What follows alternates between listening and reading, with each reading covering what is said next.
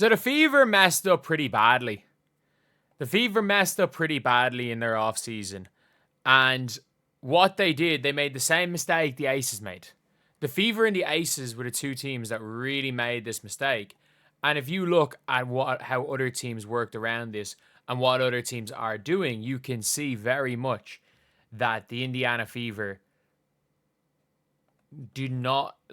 are not set that. Look, they have Caitlin Clark. They have Aaliyah Boston. But outside of that, they don't have the future that some other teams have who are even currently better in the present. And the best example of this is Janelle Salone. So, obviously, Janelle Salone is 23 years old. She is about a couple of weeks older than Paige Bueckers. She's younger than Hailey Van Lith. So she is the age of a rookie. And people called me an idiot for these videos, by the way. People called me an idiot for making these videos, saying that she should have been the Fever's number one target. And this is when they were going for Satu. I was like, look, Satu's better than nothing, but you want Janelle Salone. I was like, she fits the same timeline as Caitlin and Aaliyah. She's the same age as them. She's a few months older than both of them. Like, they're all born within 3 months of each other. They fit the same timeline. And we have just watched Janelle Salone dominate versus the Liberty. Absolutely dominate. And look, did she shoot the greatest percentage in the world? Not really. But if you're watching how Janelle Salone plays, she can lock down on defense. She is athletic. Yes, she is a bit of a shot chucker. But she's not somebody that needs the ball in her hand that much. And she's somebody who can make plays without the ball. She can make plays without the ball in her hand. We've seen that for France. Really good foreign players scouting is a big advantage for teams willing to invest. Like, it really is. And there's a lot of things. There's a lot of things. Like, Janelle Salone, by the way, is on a rookie minimum. She's on a rookie minimum. Temi was on a near minimum. And in fairness, the Fever did bring in Temi. The Fever brought in Dantas last year on a quite bargain contract. But you can see the teams that were smart. And these are the teams that are way ahead of the curve. Like, she's there running the break. Down the stretch, she hit a massive step-back fadeaway in Tash Cloud's face when they're down 5. And then she ends up hitting a shot to give them the lead in Leonie Fiebish's face right there. And to say, oh, this is just a fluke, She's averaging 14 points a game. And she was on the All-EuroLeague team. She made the All-EuroLeague team. She was on the All-EuroLeague third team. And spent a lot of the year in the top 5 for MVP race. So if you look at the top teams, if you look at the top teams in the WNBA, if you look at there's two teams that are streets ahead of the rest, and it's the Lynx and the Liberty. So if you look at the Minnesota Lynx, they have currently, on their squad, they have super high potential Anastasia Kosu. But back over in Europe, Dorka Juhas is there. By Dorka Juhas not coming over, they were able to keep Elisa Pili, give her a shot, which she's not very good, to be honest. They brought in Badian, who I actually rate very highly as a backup center. I rate her very highly. They brought in Badian. They brought in a lot of players. And they were able to do that on minimum deals. And if you look, for example, at... This is what I always say sums up American scouting. Is that for the last 4 or 5 years, Mercedes Russell is on a near max contract, who is averaging 0.5 points per game. And you might be saying, oh, Mercedes Russell, she's on averaging 0.5 points per game, but she had been hooping. She was a champion 5 years ago. Yeah, well, so was Jared Dudley. Last season, Mercedes Russell, outside of, again, 1 14-point game throughout the year, 7-7-8-8-8-0-6-2-7-5-0-0-0-6-0-4-0-4-7-8 at 2-2-2-2-0-1-0. She scored 1, 2, 3, 4. She had 8, 9 points in 7 games that she had she went through a spell last year, and she is getting a near max contract. Whereas you can go overseas and you can find an elite player. And that's the thing when it comes to the Indiana Fever. The Indiana Fever chose the best players from the WNBA. They didn't, and in fairness, I'm not even knocking Natasha Howard. But if you look at Natasha Howard, all EuroLeague second team, I think she had a really good year overseas. She had a really, really good year overseas. But if you guys don't know, the best player on her team isn't Natasha Howard. the best player on her team is Iliana Rupert. So Natasha Howard made the All EuroLeague second team. The All EuroLeague first team, the best player on her team by a mile is Iliana Rupert. She is by far better than Natasha Howard. She's fantastic. She's absolutely fantastic. Emma Mason is one of the 5-6 best players in the world. She's probably going to go to Liberty. I didn't watch that much of Valencia play, but Maria Conde, obviously she tore her Achilles, but she's going to be coming back. She was one of the best players outside of the United States, and she's coming back for the Valkyries. So she's a Valkyrie. You're seeing what the Valkyries have done. The Valkyries and the Mercury are the prime examples of that. Teams that were smart in their recruiting are looking unbelievable. The Mercury are currently 4-1. They don't have Kat Copper yet.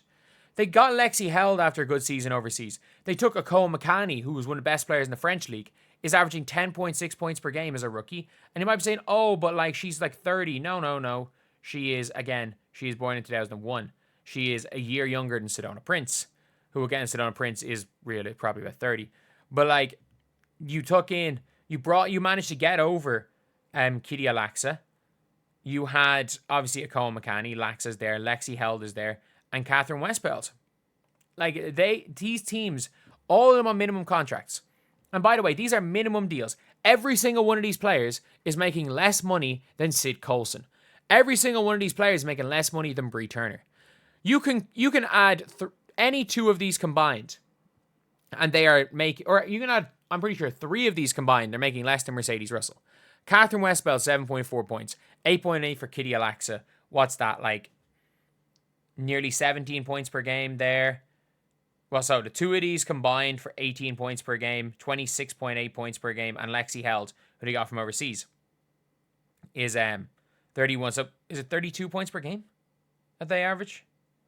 So yeah, it's 16 plus 18, 34 points per game from minimum contract players. Whereas the Indiana Fever are paying more than a minimum. If the Indiana Fever had gotten 2 minimum contract players, by the way, instead of getting Sid Colson and Bree Turner, if they had gotten 2 minimum contract players instead, 2 players on a minimum, if they had gotten any 2 of these overseas players who are not only better, they could have done that and had enough money to keep a 12th player. But everyone's going to talk, oh, they should have kept Bree Hall. No. Like, the scouts, they need to be smart. They need to be smart when it comes to the Fever for the rest of the year. For me, the player that the Indiana Fever should be looking to bring in is a player, if they can get her, a player who's on the all EuroLeague third team this year. Because everyone's like, oh, they can bring in Serena Sundell. Why? Serena Sundell sucked in preseason. Serena Sundell does not look ready. She does not look physically ready. The Indiana Fever you can get Serena Sundell in the offseason if you want Serena Sundell. She's not going to help this year. Try to convince Mariana Ortiz to come over after Eurobasket. A 6 foot tall point guard who does a little bit of everything. 7.5 points, 3.3 assists per game, 1.8 rebounds per game in the Olympics. But if you look at how she got on with Zaragoza this year, if you look at how she was getting on in Eurocup or EuroLeague, she made the All EuroLeague third team, and she literally is she's a 5x5 threat. She is 6 foot tall, 5.5 assists per game, which again, EuroLeague women's basketball is quite a lot. 5 rebounds per game, 6.5 points per game. She does a little bit of everything. She runs the show. Is she that much of a scorer? No. Her 3-point shooting is pretty grim, but she runs the show. You don't need somebody coming into the team that is you don't need a 6 foot or a 5'6" point guard. You don't need to say, okay, let's get Serena Sundell. You can get Serena Sundell in the offseason. Serena Sundell's not ready. There is a 33-year-old, ready-made, all EuroLeague player with Olympic experience who's playing on who's one of the best players, one of the best teams in the world for their national team, and is significantly better than anyone you can get. Try convince her to come over after Eurobasket, because you can bring someone in on like a part-time contract, because you're not getting MMA someone, even though like he doesn't fit a need, because Sid Colson cannot be trusted to play point guard minutes. I don't mind Sydney Colson being on the floor. She can't be playing point. She can't play a minute at point guard. Sophie Cunningham's handle is just not good enough. You've seen it. Sophie Cunningham's handle's not good enough. But if you look again, if you look at the Washington Mystics, roster, like everybody's talking about this roster being like such a great. They've got these two great young players in Kiki Iriafen and Sonia Citron. And people don't realize Jade Melbourne, who's averaging 9.5 points per game, just because she is going into her third year, does not mean that she was drafted when she was 19. She's ready now to play. And Jade Melbourne is one of the youngest players in the league. She's one of the youngest players in the league still. Like, she is, I'm not joking when I say, she's nearly a year younger than Paige Bueckers. It doesn't matter if she's in year 3. She's nearly a year younger than Paige, and she's still averaging 10 points per game. Sika Kone hasn't really progressed like she was expected to. And then you've got Citron, Aaliyah, you got Kiki, and Lucy Olsen, in fairness to her, is hooping. In fairness, Lucy Olsen is legitimately hooping. And then it's not like Shakira Austin's an old player either. It's not like Shug Sutton's particularly old. This is a good young team. You got Australian. They've gotten a couple of young players from overseas and taken some flyers on potential. If you look at what the Valkyries have done, and I said this from the very start, and I'm like, the Valkyries, everyone's like in the expansion draft, they're like, why did the Valkyries take it? I'm like, man, Ileana Rupert was the best player available, period, in the expansion draft. They got her. Maria Conde was the second best player available, period, in the expansion draft. They got her. They're willing to risk players leaving for Eurobasket because they knew even if we don't attract free agents, if we don't attract the American free agents, we can go and take all these players. You've now got Carla Late, who is, again, if she was American, she'd be too young to play in the WNBA. You've got Carla Late. You've got Janelle Salone, who's fantastic. You've got Temi in, obviously English. You've got Chechi Zandalasini, who is brilliant when she plays. Kiara Linskins hasn't done much, in fairness to her. You got Julie Van Loo. And it's funny because this is a team. You had these xenophobic WNBA fans complaining that Letitia Amiher, however you pronounce her name, LA, because she was cut for all these foreign players stealing American jobs. If you know anything about the best, who the best young guard outside of the WNBA is, the best young guard outside of the WNBA is Merson's starting point guard, Maureen Fauteux. The best young guard outside the WNBA is probably Maureen Fauteux right now. Possibly the best guard outside the WNBA. And who has her rights? As in a shock to nobody, the New York Liberty own her rights. Han Zhu, who is dominating in the Chinese league, the New York Liberty have her rights. So whenever the Liberty want her, they can take her. Annika Soltau, who was projected to be a first-round pick a year ago, who had a really bad start to her season playing behind Awafam, the Liberty have her rights. The Liberty have the rights of so many elite international players. So that's why the Liberty are able to have all those top contract players, because everyone's either on a max or a minimum. It's why they're able to bring over Maureen Johannes on a minimum. It's why instead of because you go overseas, you get players that are worth 200,000 for 60,000. And this isn't even a complaint about the Juana Bonner and Tasha Howard's contracts, because they kind of make sense. But instead of filling up the bench with players that are just there for vibes, the Indiana Fever could have gotten starter level players for the price for a minimum second round pick contract, being able to bring on 12 players.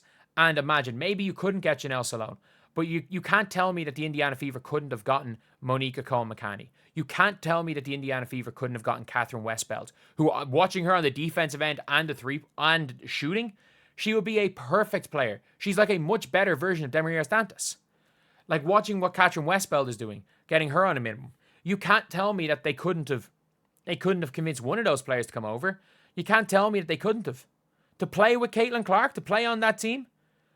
Like, and you guys don't understand all the negatives of playing with the Indiana Fever. None of that in Europe. In Europe, it's all positive. You're not seeing this crap on Twitter. You're not seeing all this. It's nothing but positivity about what Caitlin Clark has done. These players, maybe not Janelle Salone specifically, because she was going to get a key role and a starting role immediately for the Valkyries. But there's a lot of these players. There are so many elite players overseas the Indiana Fever could have gone for. But they went for the flashy names. And one thing you'll give Lynn Dunn credit for is she got Temi back over after a season dominating overseas. The Atlanta Dream, Carl Smesco brought over, I know she got injured, but brought over Holly Winterburn. These players are coming in, and the teams have had to be creative, and these players are coming in and are immediately being contributors. Again, the Phoenix Mercury's rookie 4 are averaging 34 points per game. 34, and the team is 4-1 without Kalia Copper. That is how good that rookie core is for the Phoenix Mercury. And people do not understand how good these players are from overseas. Heck, Team USA were a foot on the line away from losing to France, who at the time had 0 WNBA players in their team. Dominique Malonga does not start for France. And the funniest thing is that a lot of people are looking at certain teams, certain players. Layla Lacan, who might be the highest upside player in this rookie class, has not even come over yet.